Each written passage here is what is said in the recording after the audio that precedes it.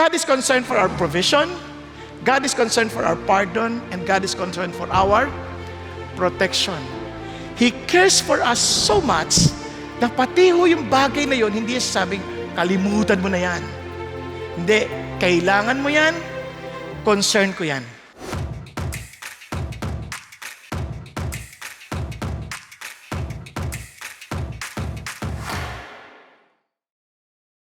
Though it is inherent for us to pray, we need to keep on growing in prayer. Kasi we don't know how to pray. Yan ang totoo. We don't know how to pray. And I praise God. Sabi nga sa Romans chapter 8, verse 26, the Holy Spirit will intercede for us for our weaknesses because we don't know how to pray. Kaya mayroong mga pagkakataon na when you pray, wala ka talagang alam na sasabihin. You just keep on groaning. Parang with words too deep to mention. Hindi mo masabi. So let's go back now. Sabi nga ng mga alagad, Lord, teach us to pray. And the Lord taught them how to pray. Sa Matthew chapter 6, kung babasahin ninyo, starting from verse 5, makita nyo doon yung mga kondisyones sa pinakita ng Diyos. At sabi niya, pray then in this way. Sabi niya, ganito kayo manalangin. Hindi sabi, ito ang inyong panalangin. Hindi, ganito kayo manalangin. Diba? Ibig sabihin, ito ay isang outline. Ito ay isang pattern na kailangan nyo sundin. Sabi niya, Our Father who is in heaven, hallowed be your name. Your kingdom come, your will be done on earth as it is in heaven. Ano napansin niyo? Sa unang bahagi pa lang, naalala niyo action natin? Focus on God. Sabay-sabay tayo, focus on God. Ulit to. Ulit tayo. Focus on God. Hindi ko nakita yung kamay mo eh. Ulit, isa pa. Focus on God. Yan. Basa yung kamay mo. Ayun, piliin mo, ayaw mo itaas. Ulit. Focus on God. Bakit natin inuulit yan? We need to be reminded that in prayer, hindi tayo ang sentro. Hindi yung ating pangangailangan, hindi yung ating kakayanan, hindi yung ating sitwasyon, hindi yung ating paraan ng pagsasalita, hindi. Kundi nakafocus tayo kung sino si God.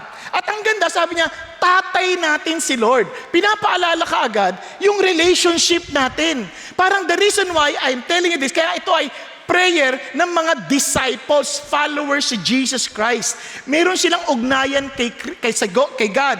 At dahil doon, sabi nga doon, they can call Him Father. Talagang hindi yan ginagamit sa Old Testament basta-basta. Dito, palagi tatawag niya Father. Parang ang Christianity is a relationship. Kaya nga mapapansin nyo, in the Scripture, ang mga follower ni God, nakikipag-appeal pa sila minsan. Kasi pag walang relationship, basta sumunod ka, wala akong pakialam kung kaya mo o hindi. Hindi ganon. Sila Lord, baka pwede naman to, Lord. Baka naman pwede. Mapapansin niya, makikita mo yan kay Abraham, makikita mo kay Moses, nakikipag-appeal sila sa Panginoon Diyos. Kahit kay Lot, sabi niya, huwag mo akong padala dun, baka pwede lang dito. Kasi hindi ko na kaya, baka hindi naaabutan na ako. And they can appeal and they can talk with the Lord.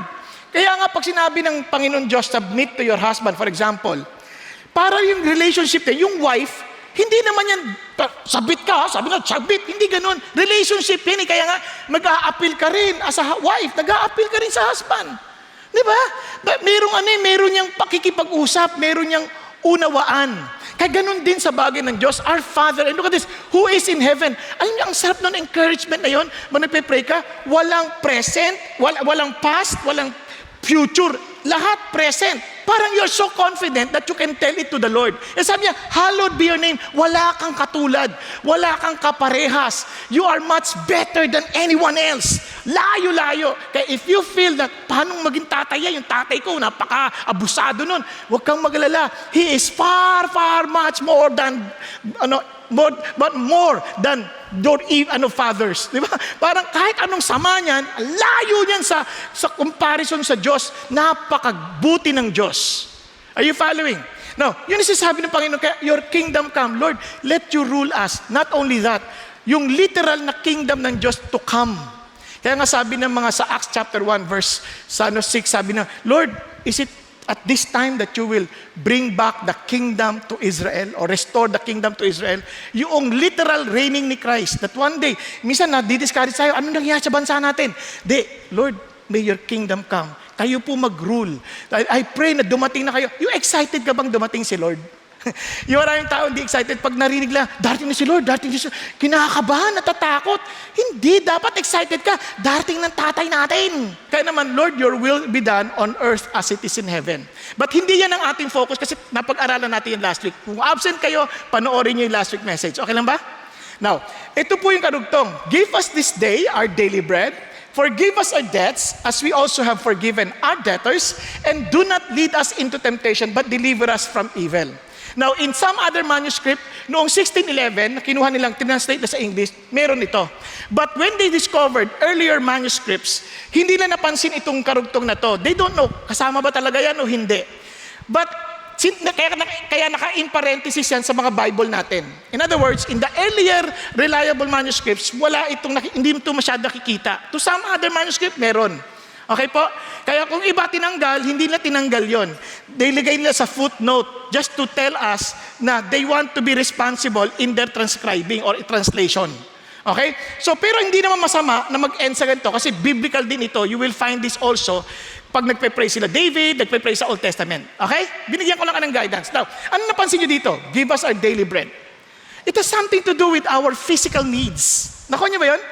No, tapos susunod dito, forgive us our debts as we also have forgiven our debtors. It has something to do with our mental, emotional, and social needs. Ba't ko sinabi?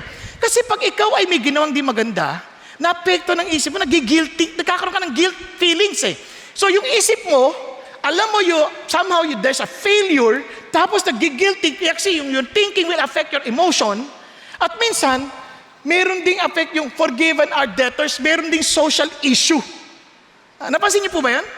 Then, dito makita niyo naman, and do not lead us into temptation, but deliver us from evil. It has something to do with our spiritual walk. Andiyan pa kayo. Now, so napansin niyo, God is telling us, ibigay mo sa akin lahat ng concern mo as a human being. Grabe, no? Hindi ko ba pag-focus ng kay God, wala na tayong pakialam sa mga needs natin, hindi tayo makapag-express, Lord, kailangan ko to. Focus on God, wala kami makain, Lord. Hindi, sabi, wala akong pakialam sa kakainin mo. Basta, focus ka lang sa akin. Hindi ganun si God. Lord, bagsak na naman ako sa school. Dati na yan, pero focus ka sa... Nako ninyo? Parang, ang sabi ng Lord, concern ako dyan. Kaya, in short, God is concerned for our provision, God is concerned for our pardon, and God is concerned for our protection.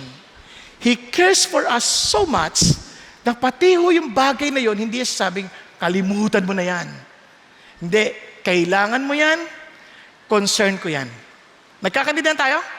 Kaya if we want to unleash God's power, surrender through prayer. Surrender your provision. Kasi yan ang nagkukos ng worry sa marami sa atin eh. Minsan, hindi na tayo masaya sa buhay, sa dami lang inaalala. Surrender mo kay God.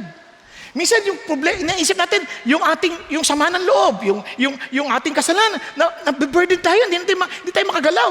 Sabi, Lord, surrender mo sa akin yan. Di ba? Minsan, concern tayo, Lord, baka malaglag na naman ako, baka magkasala ako. Lord, laki na akong nalalaglag. Ibigay mo na rin sa akin yan. Surrender your needs to me. Are you following? So, focus on God. Para magising tayo kasi nakakatulog na iba sa inyo. Ulit. Focus on God, then focus on others. Now, bakit kamo? On our needs. Kaya laging others, laging our, us. Napansin niyo ba yun? And it is not just your personal need, it is the need of everyone. Kaya paalala ho sa atin ng Diyos, when we surrender through prayer, Lord, ito po yun. So let's start with provision. Ano sabi ulit? Give us this day our daily bread. Alam niyo, pag napansin ko to, no? Hindi sa pagja-judge sa mga katao. Pag nananalangin tayo, wala tayong confidence lumapit sa Diyos. Kahit sa paghingi, sana bigyan mo po kami ng ganito. Sana, Lord. Ano ibig sabihin ng sana? Baka sakali lang. Nakuha niyo pag sabihin? But look at this. Kung itong ating request ay nakaangkla na tatay natin siya, nakaangkla na ito ay kabanal-banalan niya, nakaangkla na ito ay kalooban niya, wala ka dapat takot humingi. Kaya when you ask in prayer, always ask in faith. Nakuha niyo, always find in Christ. Therefore I say to you, lahat ng bagay na hingin mo sa panalangin, humingi ka, maniwala ka, natanggap mo na yon. At iyan ay ipagkakalob sa'yo. Kasi doon mo naintindihan, kung naintindihan mo ng will na ng Diyos, wala kang takot hingin. Diba, pag will ng Diyos, wala. Kunyari, tatay ka, hingi, Lord, kailangan po ng anak ko ng pag-aaral. Lord, kailangan po ng anak ko ng pagkain. Masama bang hingin yon? Kasi if you don't give what your relatives or your family needs, you are worse than the unbeliever. Will ng Diyos yun kung alam mo yung salita ng Diyos. You can ask. God is able to give. When it is His will, be confident that God will answer your prayers. Nagkakaintindihan tayo? Basta alam niyo yung sinabi ng Diyos sa kanyang salita at hiningi mo ayon sa kanyang kalooban, hindi kanya pababayaan. And amazing si God. And look at this. Kasi sabi niya, if you must ask in faith without any doubting. That man ought not to expect that he will receive anything from the Lord, being a double-minded man, unstable in all his ways. Kaya, Lord, give us this day our daily bread. Now, ano pansin niyo pa? Yung us, our. Yung us and our, hindi selfish na desire. Hindi, Lord, bigyan mo ko to para mapatunayan ko sa mamang ito na ang kapal ng mukha niya, kaya ng Diyos ko to. Walang ganun. It is us, our. Kasi our identity with the Lord is no longer as an individual, but as a body, isang katawan ni Kristo Jesus. Kaya nga sabi ng Lord, it's not just asking for your greed, but for your need. Kaya nga, give us this day our daily bread. Di ba? Nakakatuwang sabihin ng Panginoon Diyos na, kaya nga sabi sa Ephesians, kung napansin ninyo, yung mga nagnanakaw, wag na kayo magnakaw, magtrabaho na kayo, so that you can have something to share. Hindi sabi, magtrabaho na kayo, nang may makain kayo. Hindi ganun. Para may maibahagi ka sa iba. Kasi yun ang nature ng Christianity. Nagkakaintindihan. Kaya maraming tao hindi na ma-enjoy kahit anong bagay. Sobra silang self-centered. Nandito na sa service, iba pa iniisip. Ang ganda niya, oh. Sana mapansin niya ako. Diba? Minsan tingin pa ng tingin sa Facebook. Uy, may Bobby naman siya. May bago na naman siya sa sasakyan. Mag-focus ka muna kay Lord. Then give us this day, Lord. Bigyan mo rin ako kung kinakailangan ko talaga. Kung hindi naman, bakit mo hihingin? Kaya, now, look at the word. Hindi lang basta this day, ha? Itong word na daily, epiosios, sabi niya ganun, give me the food that I need for the coming day. Itong term na yan na daily, hindi ginagamit yan sa mga ordinaryong literatura. Yan ay napaka-uncommonly used. Ito'y pangkaling salita. Ang ibig sabihin yan, Lord, bigyan mo yung pangangailangan ko ngayon, this day. Kaya nga, give us this day. Nakuha niyo ibig sabihin? Kumbaga, ang term na yan, ang tawag yan, shopping list. Amazing! Nagbibigay ka ba ng shopping list mo sa Diyos? Now, para magulat kayo, pag gumagawa ka ng listahan ng pangailangan ko, Lord, ito po yung utang ninyo na kailangan yung bayaran for this day, for this week, for this... Lord, ito po yun. Nagbibigay ka ng shopping list sa Diyos. Grabe, no? Kaya nga, give us, alam niyo, this day, pang-umagang prayer yan eh. Kasi kung yan ay mag-pray mo sa gabi, bukas ka nakakain. Maghapon kang hindi kakain. Kaya prayer is your priority. Kaya, ano sinasabi ng Lord? Ayaw kitang mag-worry. Do not worry. Anong kakainin ko? Anong inumin ko? Anong susutin ko?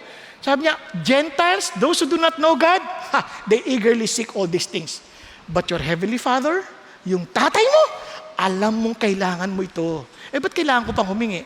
Para makita mo, eksaktong nag-uusap kayo ng Diyos. Kasi you asked, and I give you exactly what you asked. Nagkakaintindihan?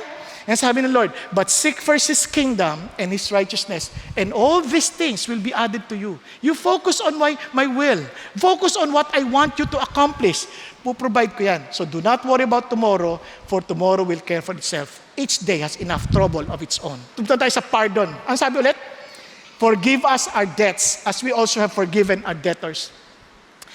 Kala ko ba pagka tayo nasa Panginoon na pinatawad niya na tayo, ba't hihingin na naman tayong tawad? Di ba? Maraming nagtuturo ngayon na hindi mo na kailangan ng tawad. Pinatawad ka na eh.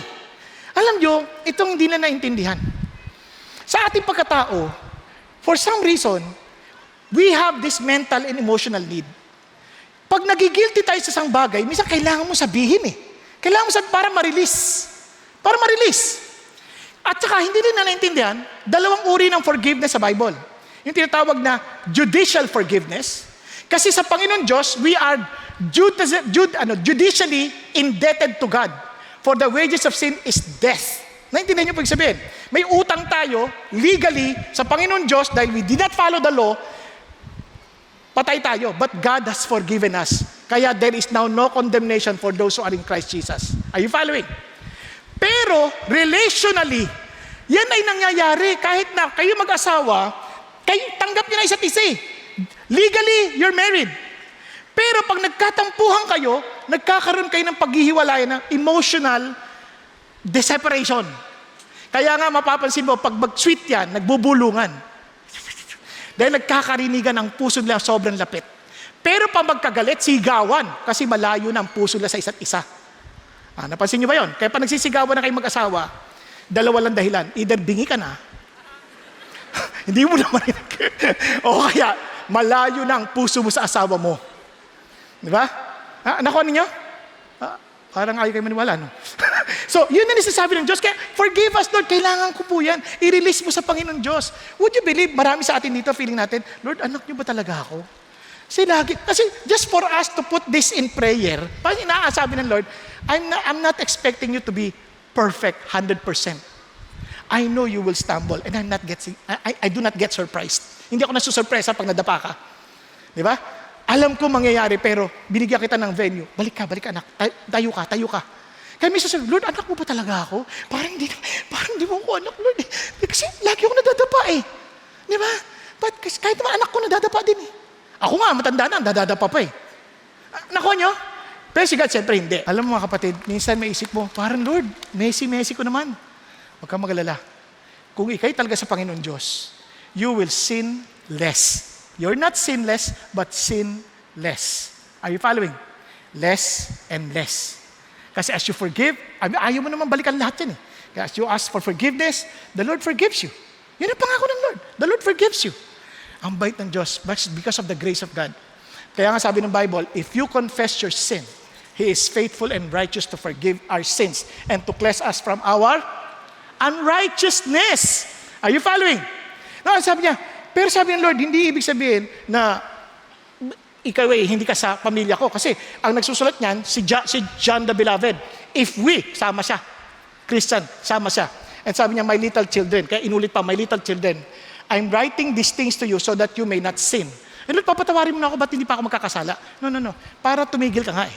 Kasi kung ikaw, halimbawa, yung katabi mo, nakatulog, at sasabihin ko, wala ka ng kapatawaran. Ikaw ay mamamatay. Ikaw ay, masisilya elektrika. Halimbawa lang, sisindihan ko yung kuryente dyan sa upuan mo. And you'll be dead. Wala nang kapatawaran. Wala na. Ganon. Papatayin ko na lang lahat ng tao dito. Tama, mali. Wala na palang kapatawaran eh. But the mere fact na may kapatawaran, you can start all over again. Are you following? Kaya sabi ng Lord, sinasabi ko siya para tumigil ka na sa pagkakasala. Pero if anyone sins, na hindi mo napigilan, nakasala ka pa rin out of your weakness. We have an advocate with the Father, Jesus Christ the righteous, and He Himself is the propitiation for our sins, and not for our sins, but also of those of the whole world. Ano sinasabi niya? Si Jesus mismo magtatanggol. Pa, bayad ko na po. Pa, namatay na po ako para sa Kanya. Kaya He is faithful and righteous. Karapat dapat na patawarin ka ng Panginoon. Yan ang ating ugnayan sa Diyos. Kaya, ang bait ng Panginoon. Kaya nga, ang bait ng Lord, I tell you. Tingnan nyo yung careless words lang. Sabi niya, people speak, they shall give an accounting for it in the day of judgment. Minsan, dami natin sinasabi, maraming mga daldalero at daldalera, tulad ko.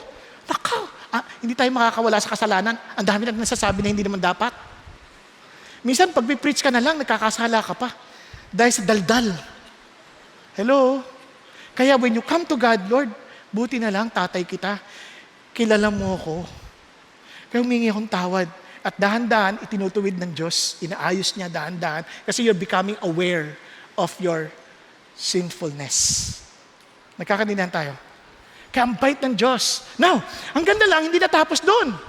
Ano kasunod niya? As we forgive our debtors. Now, look at this. For if you forgive others for their transgressions, your heavenly Father will also forgive you. Kasama yan sa prayer, ha? But if you do not forgive others, then your Father will not forgive your transgressions. Ano ibig sabihin nun? Lord, kala ko ba pinatawad mo ako because of Jesus? Oo, Kanya lamang. I'm telling you this. Kung talagang tinanggap mo yung forgiveness God by my grace, then you must be also willing to forgive others. Pero pag hindi mo tinanggap, hindi ka magpapatawad ng iba. Yung pagpapatawad sa iba, pag hindi ka nagpatawad, bitter ka, tuwing makikita mo, kaya may kakausapin ka, naiinis ka na kagad, naiirita ka na kagad, alam mo na may bitterness ka.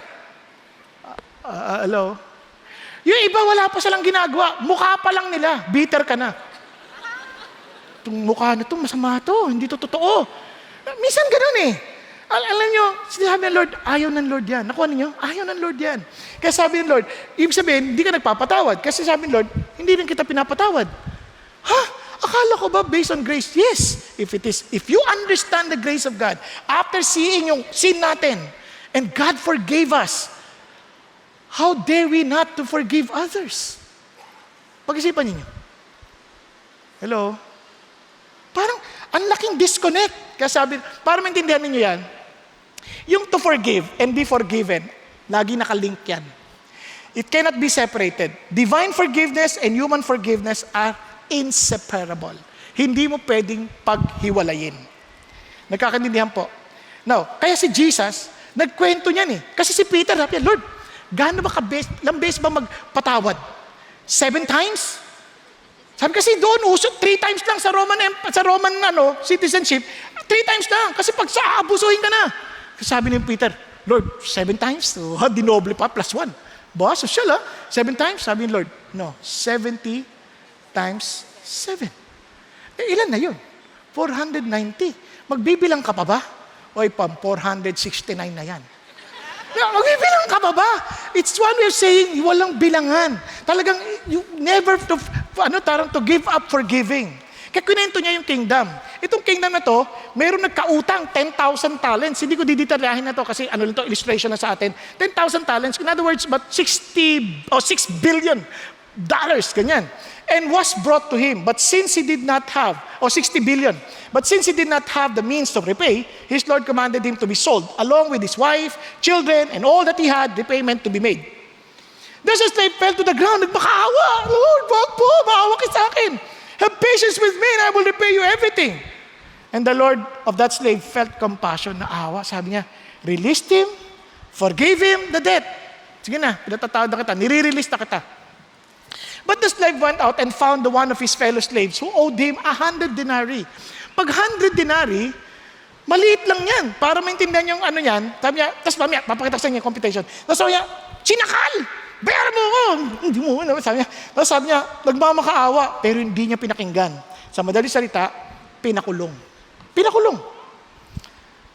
Ang isang denarii, 600 pesos lang. Can you imagine? 600 pesos lang. Ang talent, 3,600. So kung 10,000 yan, 36 billion pala. Mali ang computation ko. 36 billion. Ang laki ng utang. Tapos kumpara sa 600 na utang, ano ba naman yun? Pabayaan mo na. Tama po? Nako, hindi ho pinatawad. Sabi kaya, nagalit siya, tinatawag, sinumbong sa kanya eh. Pinatawad kita sa lahat ng utang mo dahil nagmakaawa ka sa akin. Tapos hindi mo man lang binigyan ng awain kasama mo.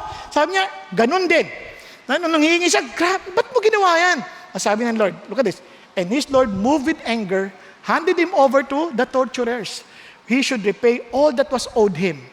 My heavenly Father will also do the same to you if each of you does not forgive his brother from your heart. Pag-isipan ninyo. Meron po ba kayong taong kinasasamaan ng loob? Na minsan, pag nakikita nyo pa lang, barinig nyo pa lang yung pangalan, kumukulo na yung dugo ninyo eh. Tapos, maglalabasan yung mga tutulin ninyo. Sa init. Parang agad-agad naapektuhan na kayo. Yun lang, marinig nyo pa lang, tabihan lang kayo, naapektuhan. Alam nyo, ayaw ng Diyos. Nakuha natin. And God is saying, kaya tayo natutorture eh. Kung talagang anak tayo ng Diyos, magpapatawad tayo. Imposibleng hindi. Dahil bakit alam natin, it will affect us. Kaya friends, yung pagpapatawad, ang totoo niyan, it is something, it is a choice. Pipiliin mo yun. Hindi yan based sa feelings. Kahit di mo nararamdaman, gagawin pa rin kasi sabi ng Diyos. Ito at based sa forgiveness ni Jesus Christ. Hindi doon sa, hindi, unfair kasi eh. Walang ganun. Inuutos siya ng Lord, hindi yan suggestion. Kasi sabi niya, forgive. Sabi niya, supernatural yan. Hindi mo kaya yan on your own. Hindi yan kasi natural. It's unconditional. Walang kondisyon. Kaya para maintindihan nyo, it's like unilateral or transactional. Pag unilateral, Father, forgive them for they do not know what they're doing. Pag transactional, kasi yung kahit walang relationship, okay lang. But because we Christians, mayroong relationship, we are willing to forgive transactionally para magkaroon ng maayos na relationship. Nagkakaintindihan? And it's supernatural. Now, finally, protection. Protection. Ano sinasabi ng Lord? Sabi niya, lead us not into temptation, but deliver us from evil. Now, si Lord ba nagli-lead sa atin sa temptation? Obviously not. Hindi siya magli-lead sa temptation. But sometimes He will allow. Sometimes He will allow. Kaya sabi ng Panginoon Diyos, Lord, pero tayo as we pray, Lord, lead us not into temptation. What does He mean? Parang ganito yan.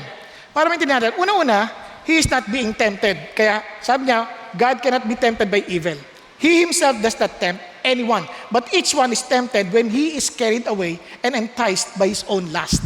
Ngayon, kaya pag nagpe-pray tayo, somehow, si Satan, hindi yan magte-tempt without asking for permission. Okay ba yan? Ngayon, kung alam naman natin that we are prone to be tempted, kasi nga, kaya forgive us. Serious yun, masakit yun, hindi nakakatuwa yun. Kaya nga, Lord, wag mo na po akong paitulot na malaglag ulit. Are you following? Wag na po, kaya lead me natin to temptation. Kumbaga, Lord, alam niyo yung kapasidad ko. Wag mo akong payagan pag di ko kaya. Lead me not into temptation. Yung sasabi ng Lord, can you imagine, si Job, bago siya galawin ni Satan, nagpaalam muna. Kung nasiguro ko si Job, Lord, wag niyo naman pong payagan. Baka hindi pinayagan ni Lord eh. Pero sama, may mga tao kasi sa atin, ayayabang, minsan mag-pray tayo eh. Lord, kahit anong problema, kaya ko yan. Kahit anong tukso, kaya ko yan. Tapos pag may dagdadi ka na, sunod-sunod. Kung dumating pa naman yung problema, sabay-sabay yan, magkakabarkada yan ha. At minsan, natutuwa sila sa iyo at ayaw nilang umalis. Pero sa totoo lang, you ask God, be humble enough, Lord. Huwag niyo naman pong payagan, no? And I thank God, kung sakaling payagan niya, sabi niya, no temptation has overtaken you which is not common to man. But God, in His faithfulness, He will not let you be tempted beyond your strengths. And the temptation itself will give you a way out in order for you to endure it. Pero you are humble to say, Lord, wag niyo naman pong payagan. No? Just in case pinayagan niyo, Lord. Ano sabi ng Lord? Deliver us from evil, please. Wag niyong hayaan yung palatuntunan ng dyablo, parang mabafulfill pa. Sa halip, Panginoon Diyos, iligtas mo ako. It's like this. Simon, Simon, Satan has demanded permission to sift you like wheat. Di ba sabi ng Lord, watch and pray that you will not fall into temptation. Tama? But the spirit is willing, but the flesh is weak. Sabi niya, so hindi siya nag-pray. But, in other words, pinayagan ko. Si Satan, pinayagan ko. But, I have prayed for you that your faith may not fail, and once you have turned again, strengthen your brothers.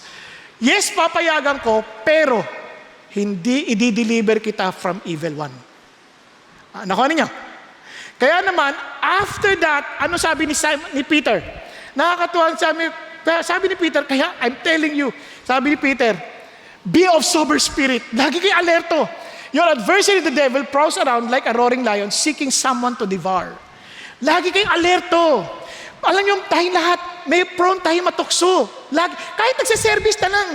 Kahit na in the very presence of God, natutukso pa tayo. Kasi Peter was saying to us, beloved, do not be surprised. Kasi yung temptation, dalawa yan. Yung palayo sa Diyos at palapit sa Diyos. In other words, it can be a temptation for you to sin or to fail, or temptation to strengthen you. It begin trials to strengthen you. Kasi yun ang word na perasmos. To strengthen you. Para lalo kang lumago at patunayan ng lakas na binigay sa'yo ng Diyos. Sabi niya, which comes upon your testing. Kaya yung word na temptation is also testing. As though some strange things were happening to you. But to the degree that you share the sufferings of Christ, keep on rejoicing, so that also at the revelation of His glory, you may rejoice with exaltation. Kasi when temptation comes, gusto ng Lord nakafocus pa rin tayo, na nagpupuri tayo sa Kanya. I get easily tempted also. Pag nape-pressure na ako, minsan naiinis at nagagalit ako. Kasi sabi ng Lord, no, always ask God's strength. Lord, tulungan mo ako dito. Kaya listen to this, friends. Sa dami nating problema ngayon, the same thing is being said to every one of us. And I will end. Be on guard so that your hearts will not be weighted down with dissipation and drunkenness and the worries of life, and that day will not come on you suddenly like a trap. Lahat tayo. Bakit? For it will come upon all those who dwell on the face of all the earth. Itong mundo na to will be filled with so much worry. Sobrang daming pag-aalala. Ang sabi ng Lord, sobrang stress. Sobrang naghahanap na lang ng paraan for pleasure para lang makatakas. And sabi ni God, ang tanging solusyon, keep on the alert at all times. Praying that you may have strength to escape all these things that are about to take place and to stand before the Son of Man. Pray. Pray. Let me end with a story. There was a minister traveling papuntang Europe. At nung nagtatravel siya, meron siyang nakasabay na Christian din na bata. Sabi ng bata, Pastor po pala kayo. Ako po, Christian din po ako, pero Pastor, pwede niyo pa akong pag-pray. Lagi po kasi ako nalalaglag. Lagi ako nagkakamali, lagi ako natutumba, lagi ako nadadapa. Pastor, pag-pray niyo naman po ako. Hindi na pinag-pray niya. Mamaya konti, pinakita niya. Kumuha siya ng ballpen at ilagay niya doon sa Bible, sa gitna. Asawak niya ganyan. Tingnan mo yan, kahit anong galaw, hindi na tutumba yung ballpen. Sabi niya, siyempre po, may nakahawak po eh. Hawak niyo po eh. Ganyan din ang Christian life. When you come to God, you are allowing and surrendering yourself and say, Lord, hawakan niyo po ako. Give me wisdom how to overcome temptations. Lord, give me the power, Lord God, to overcome this. Para nang sa ganun, I will come out victorious. Hawakan niyo ako. At kung sakaling inalaw niyo yung tukso, Lord, deliver me from evil. Do not let the evil one prevail, but let me come out victorious, glorifying you moment by moment. Tayo pong lahat ay yumuko at pumikit sandali.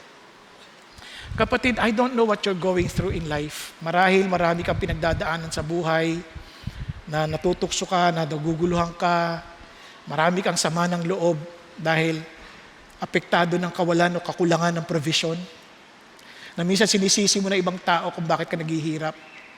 Marahil ang pinagdadaanan, mayroong kasamahan ng loob na hindi mo mabitaw-bitawan sa Panginoon Diyos. At ini-insist mo kasi hindi fair kung papatawarin ko. Hindi naman siya humihingi ng tawad. Yun yung sasabi ng Panginoon, patawarin mo, hindi kailangan humingin tawad. That's yung unilateral. Katulad ni Jesus, forgive them, Lord, for they do not know what they're doing.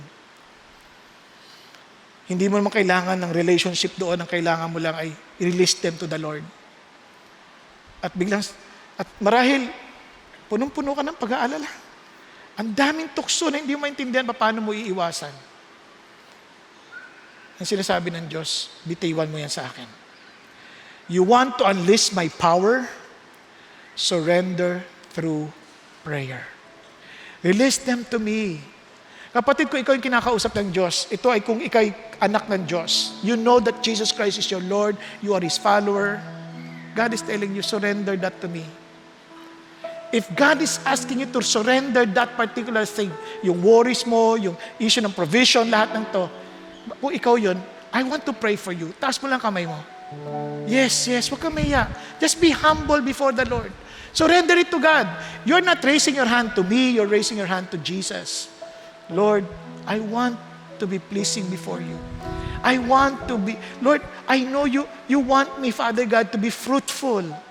Dahil you appointed me to be fruitful, O Lord.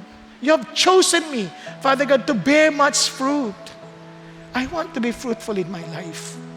And this new year, Father God, I want to be fruitful. But I have so much worry. Worried about your provision. Worried, Father God, that I could not forgive. Worried, Panginoon, baka abusuhin nila ako pag pinatawad ko sila palagi. Kung liyaan ko na lang silang lagi ng lalamang. Worried po ako, Panginoon Diyos. Lord, ganun din, Panginoon Diyos, sa tukso na bakit bumigay ako. Kaya naman, Lord, I surrender myself to you now. I'm admitting that I cannot do apart from you. Tulungan mo ko. Give me the hunger and thirst for righteousness. Tulungan mo akong mauhaw sa iyong salita. Talagang babasahin ko to, i-meditate ko to, at tulungan mo akong mauhaw sa panalangin that I will really desire to tell you, Father God, my concerns, for you are my Father. Panginoon, tulungan niyo po ako to cry out before you, Abba, Father. Kaya fill me with your Holy Spirit. Thank you, Jesus. Thank you, Lord. Lord, thank you na nakikita yung mga kamay na nakataas. With all humility, Father God, surrendering themselves to you, Father, that inuunawan nila they will never be victorious apart from you. Pero marahil naman, Panginoon Diyos, sa iba rito, Panginoon Diyos, they do not really have that relationship with you yet. Kaya naman, Panginoon Diyos, siningi ko lang, open their eyes and let them really accept you as their Lord and Savior and allow them, Father God, Lord, to open their hearts and receive you as their Lord and receive you, Father God, as their God. Thank you, Jesus. Thank you, Lord. Father God, again, thank you. Bless your people, every family we represent, and those who are listening on the Lord, watching and online, I pray also to bless them, oh God, wherever they are, and allow your name to be glorified. In Jesus' name we pray. Amen and amen.